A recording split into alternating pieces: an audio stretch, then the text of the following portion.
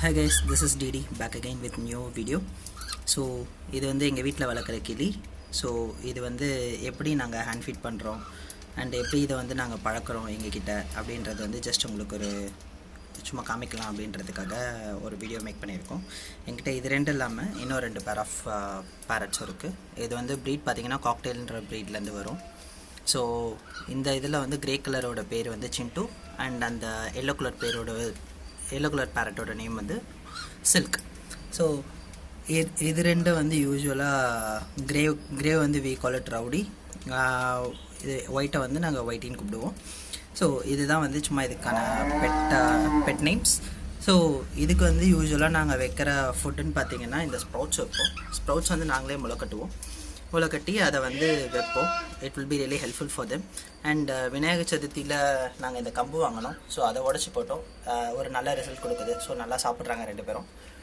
And இவங்களுக்கும் அதே தான் ஃபீட் பண்ணுறோம். பட் இவங்களுக்கான ரொம்ப மோஸ்ட் இன்ட்ரெஸ்டட் ஃபுட் பார்த்திங்கன்னா இந்த தென்னை தான். ஸோ ஸ்பெசிஃபிக்காக தென்னை வந்து நாங்கள் யூஸ்வலாக வைக்காமல் ஸ்ப்ரவுட்ஸ் மட்டும் வைக்கிறதுனால whenever we give feed, எப்போ கையில் தென்னை கொடுத்தாலும் இமீடியட்டாக வந்து அட்டென்ஷனை கிராப் பண்ணி எடுத்துகிட்டு வந்து சாப்பிட ஆரம்பிப்பாங்க. ஸோ இப்படி தான் வந்து ஒரு பேர்டை வந்து நீங்கள் வந்து டேம் பண்ண ஆரம்பிக்கணும்.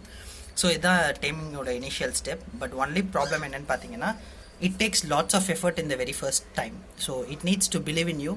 உங்கள் கையை வந்து அதுக்கு பழக்கணும். So you should not shake your hand and keep it just like அதே மாதிரி ரொம்ப நேரம் வச்சிட்ருக்கணும். அப்போ தான் வந்து உங்களுக்கு வந்து அது வந்து ஓகே அது வந்து this hand is not harm for us.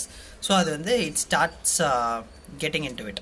So this is what நான் உங்ககிட்ட ஷேர் பண்ணணும்னு ஆசைப்பட்டேன். ஸோ ஷேர் பண்ணுறேன். And this is my cage setup.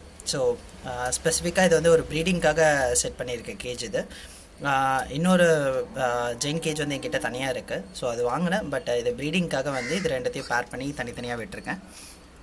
And so that's all guys. வேறு ஏதாவது உங்களுக்கு பேரட் இது ரிலேட்டடாக ஏதாவது கொஷின்ஸ் ஏதாவது இருந்ததுன்னா நீங்கள் போஸ்ட் பண்ணுங்கள். I'll try to get it sorted as soon as possible. Thank you. Bye-bye.